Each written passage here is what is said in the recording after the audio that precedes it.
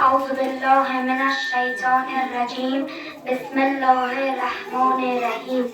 و ما توفیق الا بالله علیه توکلت و الیه انیب. السلام علیک یا ابا عبدالله الحسین. السلام علیک یا قمر بنی هاشم یا ابوالفضل عباس. حضار گرامی، پدران و مادران، امشب میخواهم درباره درس‌های تاسوعا برای دختران مسلمان صحبتی داشته باشم. پیشاپیش از حوصله‌مندی شما سپاسمندم. تاسوعا روز اشک و وفاست، روزی که آسمان به عظمت مهدی سلام می‌کند که همه هستی خود را فدای امام زمانش کرد. مردی که نه برای نام نه برای مقام بلکه تنها برای رضای خدا و یاری حسین علیه السلام زندگی کرد. او حضرت ابوالفضل عباس علیه السلام است. ما دختران مسلمان در تاسوعا درس‌های بزرگی می‌آموزیم که وفاداری فقط یک کلمه نیست، بلکه گاهی باید برای آن از همه چیز گذشت. حضرت عباس علیه السلام می‌توانست جان خود را نجات دهد، اما هرگز حاضر نشد یک لحظه امامش را تنها بگذارد. امروز از خود بپرسیم آیا ما نیز در راه حق، در راه نماز، حجاب، عفت، صداقت و دفاع از دین خدا همان گونه استوار هستیم؟ اما جانسوزترین لحظه تاسوعا زمانی بود که صدای العطش کودکان از خیمه ها بلند شد. لبهای کوچک از شدت تشنگی ترک خورده بود و نگاه های معصوم به راهی دوخته شده بود که عمو عباس از آن باز میگشت.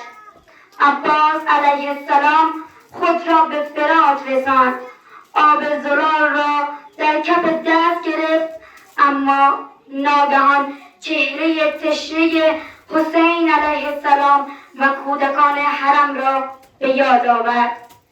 آب را بر زمین ریخت و با خود گفت چگونه بنوشم در حالی که مولایم حسین تشنه است؟ چه وفایی از این بالاتر. اما دشمن امان نداد، دستهای علمدار را بریدند، تیر بر مشک نشست، آب بر خاک ریخت و امید کودکان نیز بر زمین ریخت. عباس بر خاک افتاد. دیگر نه دستی مانده بود، نه آبی، نه توان برخاستن. فقط یک صدا در بیابان پیچید: یا اخا ادرک اخاک. حسین علیه السلام خود را به کنار برادر رساند. وقتی عباس را غرق خون دید آهی کشید و فرمود اکنون پشتم شکست و توانم اندک شد. خواهران عزیز، اگر امروز از حضرت عباس علیه السلام یاد می‌کنیم تنها برای گریه نیست بلکه برای آموختن است. او به ما آموخت که در راه خدا باید باوفا بود، باید پاک ماند، باید از حق دفاع کرد حتی اگر بهای آن سنگین باشد. خدایا دلهای ما را با محبت حسین و عباس زنده نگهدار. الهی آمین.